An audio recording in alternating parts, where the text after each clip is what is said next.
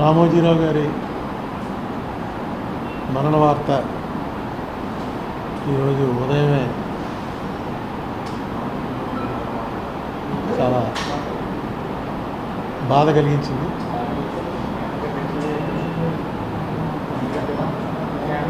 అయితే మన శాస్త్రాల ప్రకారం జాతస్య హి ధ్రువో మృత్యు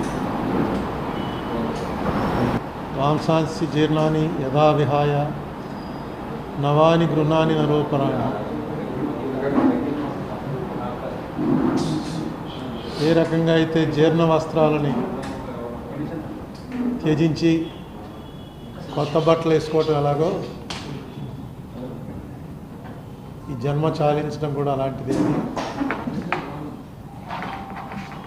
ఆయన పూర్తి జీవితం గడిపారు, ఎవరితో రాజీ పడకుండా ఒక ఫైటర్గానే కాలధర్మం చెందారు. నేను ఆయన్ని కలుద్దామని చాలా ప్రయత్నాలు చేసి కలవలేకపోయాను. అదొకటే నాకు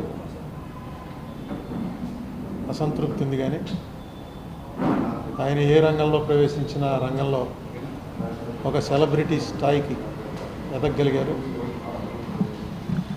నేను మీకు అనేక సార్లు చెప్పాను, నేను చూసిన వాళ్ళలో సింగిల్ మోస్ట్ ఇన్ఫ్లుయెన్స్డ్ పర్సన్ ఈ భారతదేశంలో ఒక వ్యక్తి, అంత పలుకుబడి కలిగినటువంటి వ్యక్తిని నేను మరొకరిని చూడలేదు. మనిషి అన్నాక జాతస్య హి ధ్రువో మృత్యు కదా, చనిపోక తప్పదు. కానీ నాకెందుకో నేను ఆయన కలవగలనని అనుకున్నాను. అయితే ఆయనకి అనేక మంది చేత కబురు పెట్టినా నన్ను ఒకసారి ఎందుకో కుదరలేదు. ఎనీవే, వారి కుటుంబానికి నా ప్రగాఢ సానుభూతి, వారికి ఉత్తమ గతులు సంప్రాప్తించాలని ఆ భగవంతుని కోరుకుంటున్నాను.